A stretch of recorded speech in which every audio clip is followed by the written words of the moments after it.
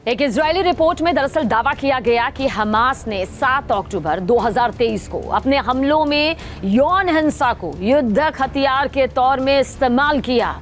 और ये रिपोर्ट अंतर्राष्ट्रीय और इजरायली अधिकार समूह और संयुक्त राष्ट्र के जरिए आतंकवादी समूह के हमले के अन्य जांचों पर आधारित है।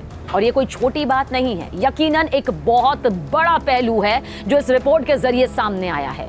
देखिए, कानूनी और लैंगिक विशेषज्ञों की टीम दिनहा प्रोजेक्ट की रिपोर्ट ने अपने निष्कर्ष, पीड़ितों और चश्मदीदों की गवाही, पहले पहुंचने वाले राहत कर्मियों के विवरण और फॉरेंसिक जो तस्वीरें सामने आती है, ऑडियो जो एविडेंस होते हैं, उसके आधार पर ये तैयार की है। यानी कि जो रिपोर्ट तैयार हुई है उसके पीछे पुख्ता सबूत हैं। रिपोर्ट में यौन हिंसा के अभियोजन के तरीके में बदलाव की मांग की गई है। इसमें दरअसल कहा गया कि हमास ने पीड़ितों की जान लेकर उन्हें चुप करा दिया, जिससे जांचकर्ताओं को अपराधियों को जिम्मेदार ठहराने के लिए जरूरी अहम सबूतों से वंचित होना पड़ा। आगे देखिए कि रिपोर्ट और किस तरह से चौंकाती है। रिपोर्ट में यह भी कहा गया कि ज्यादातर पीड़ितों को स्थायी तौर से चुप करा दिया गया, या तो हमलों के दौरान या फिर बाद में उनकी हत्या कर दी गई, उनकी जान ले ली गई, या फिर वो इतने सदमे में हैं कि बात ही नहीं कर सकते, अपनी बात बोल ही नहीं सकते, मानो जुबान पर ताला लग गया हो, जिससे सबूत संबंधी चुनौतियां पैदा हो रही हैं। ये रिपोर्ट ऐसे वक्त में आई है जब इजराइल और हमास गाजा में 21 महीने से चल रहे इस युद्ध के लिए युद्ध विराम को लेकर बातचीत कर रहे हैं। लेकिन रिपोर्ट अपने आप में वाकई कई पहलुओं को सामने रख रही है, चौंकाती है, हैरान करती है, होश फाख्ता करती है। रिपोर्ट में क्या कुछ कहा गया ये भी ध्यान से सुनिए। इस रिपोर्ट में कहा गया कि इसमें दर्जनों विवरण शामिल हैं, जिनमें रेप की कोशिश की पीड़िता, वापस लौटे 15 बंधकों, 17 गवाहों और कई दूसरे लोगों के विवरण यहाँ पर शामिल किए गए हैं। यानी कि ये रिपोर्ट हवाई नहीं है, तथ्यों के साथ है, सबूतों के साथ है। अब कुछ मामलों में दिनहा प्रोजेक्ट, जिसका जिक्र हमने शुरुआत में किया, दिनहा प्रोजेक्ट ने खुद इंटरव्यू किए, जबकि बाकी में उसने सार्वजनिक तौर से उपलब्ध सबूत या फिर प्रकाशित विवरणों पर भरोसा यहाँ पर किया है, जो रिपोर्ट यहाँ पर सामने आई है।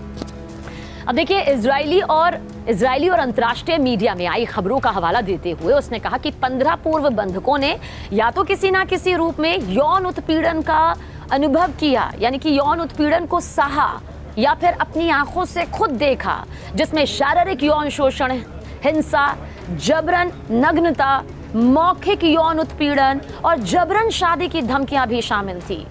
2 पुरुष बंधकों ने यह तक बताया कि उन्हें जबरन निर्वस्त्र किया गया, उन्हें शारीरिक उत्पीड़न का सामना यहां पर करना पड़ा। रिपोर्ट में बहुत कुछ कहा गया है। रिपोर्ट में यह भी कहा गया कि गवाहों के बयानों से यौन उत्पीड़न के कम से कम 15 अलग अलग मामलों का संकेत मिलता है, जिनमें गैंगरेप के कम से कम 4 मामले शामिल हैं। रिपोर्ट आगे क्या कहती है? इस रिपोर्ट के मुताबिक उसके निष्कर्षों से यौन हमलों में पैटर्न का पता चलता है, जिसमें पीड़ितों का आंशिक रूप से या फिर पूरी तरह से निर्वस्त्र मिलना, उनके हाथ बंधे होना, गैंगरेप के बाद हत्या और सार्वजनिक अपमान के सबूत शामिल हैं, जो संकेत देते हैं कि उनका जानबूझकर युद्धक हथियार के रूप में इस्तेमाल किया गया था। अब देखिए, हमास ने पहले इस दावे का खंडन किया कि उसके लड़ाकों ने 7 अक्टूबर 2023 को यौन हिंसा की थी, जब इजराइल पर धावा बोला गया था। उस हमले में करीब 1200 लोग मारे गए थे और 250 से ज्यादा बंधक बना लिए गए थे।